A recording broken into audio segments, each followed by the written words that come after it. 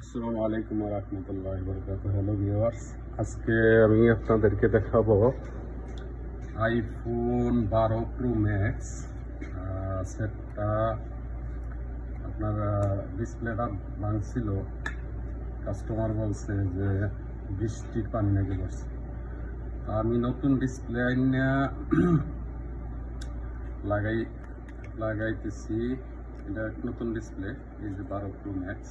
আমি খুলে রাখছি আর কি, পুরানটা এই যে পুরানটা এই যে। এটার মধ্যে একটা সমস্যা হয়েছে, লাগানোর পরে লাগাইয়া চালু করলে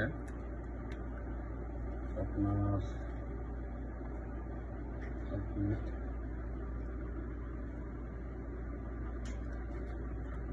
লাগাইয়া চালু করলে দেখবেন